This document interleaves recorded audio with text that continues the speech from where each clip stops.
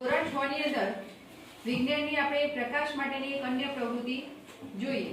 આ પ્રવૃત્તિ કરવા માટે આપણને શાની જરૂર પડે છે? મીણબત્તીની। બરાબર? આ મીણબત્તીને આપણે સળગાવી દઈએ।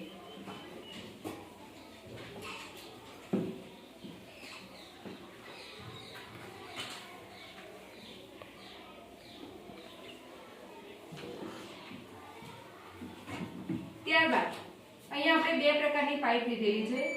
એક પાઇપ કેવી છે? સીધી છે, અને એક પાઇપને આપણે થોડી શું વાળેલી છે? વાંકી। બરાબર? હવે જે મીણબત્તીની જે જ્યોત છે એ સૌપ્રથમ આપણે સીધી પાઇપમાંથી જોવાનો શું કરીશું? પ્રયત્ન કરીશું। એક વિદ્યાર્થી સંજના જોડે આવશે।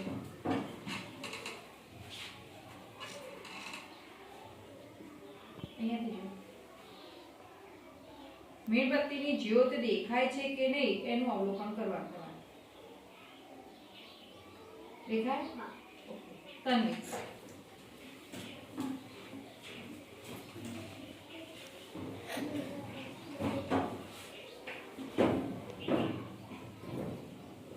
દેખાય છે? ખુશી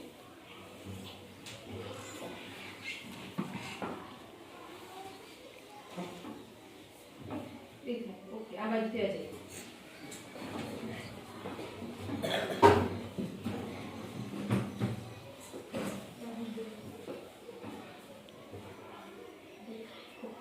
તો સીધી પાઇપમાંથી જોતા મીણબત્તીની જ્યોત દેખાય છે। બરાબર? ત્યારબાદ હવે આપણે એક બીજી પાઇપનો ઉપયોગ કરીએ। આ પાઇપને આપણે થોડી શું વાળેલી છે? વાંકી વાળેલી છે। આની અંદરથી મીણબત્તીની જ્યોત દેખાય છે કે નહીં એનું પણ આપણે શું કરીશું? અવલોકન કરીશું। હવે થઈ જાય।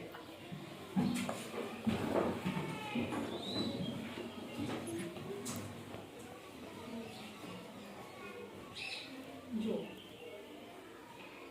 આટલેથી જોયું ને? દેખાય? નથી દેખાતી। પીનલ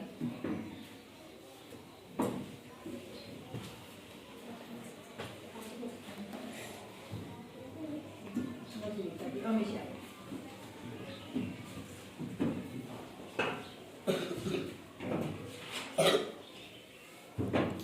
એટલાથી ના દેખાય, નજીક આવીને જુઓ।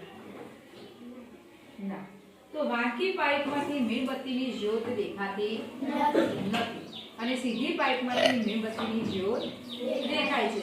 તો આનો મતલબ એવું કહી શકાય કે સીધી પાઇપમાંથી જોતા મીણબત્તીની જ્યોત દેખાતી હતી, એટલે કે પ્રકાશ કેવી રેખામાં ગતિ કરે છે? સીધી રેખામાં ગતિ કરે છે। તો આ પ્રવૃત્તિ પરથી આપણે કહી શકીએ કે પ્રકાશ સીધી રેખામાં ગતિ કરે છે।